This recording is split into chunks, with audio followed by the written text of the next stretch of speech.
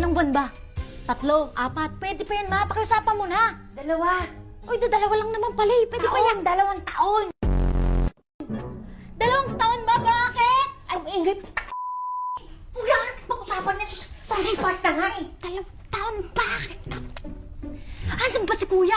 Naghanap ng trabaho. Sabi ko, pasukin na niya kahit security guard. Di kaya guard dog. Pwede na din.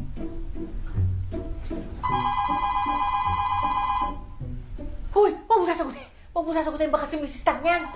Eh, paano kung yung sa school ko yan? Resulta ng entrance exam ko. O, eh, paano kung yung pinag-applyan namin ni kuya yan? Eh, di wala kaming trabaho. Sige, ikaw sumagot. Dalihan mo na. Busesan mo muna ha. Pag si Mrs. Tang yan, burong taka-taka.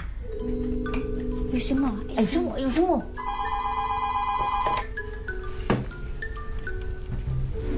Hello? Hello?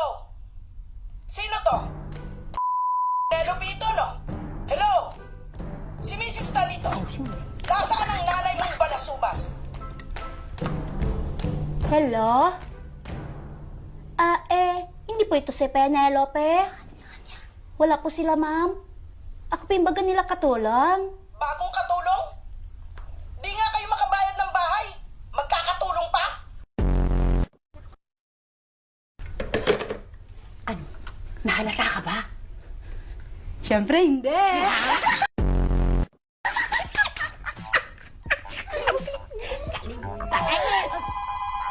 Ako, sana naman yung saya, di na. Tatawag magkasunod. Eh, paano kung yung sa college ko yan, ma? Eh, paano kung ina-applyan namin ni kuya?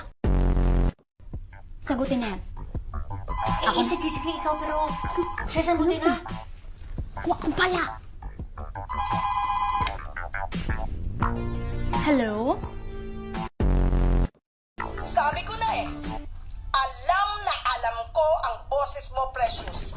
Si Mrs. Tan ito.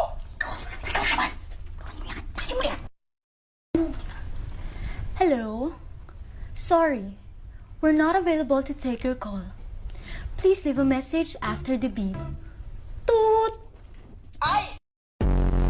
Answering machine? Hoy, princess! Magbayad kayo ng renta o sa presinto tayo magkita-kita? Lumayas na kayo dyan! Ang Ano? Nahalata ka ba? Siyempre hindi.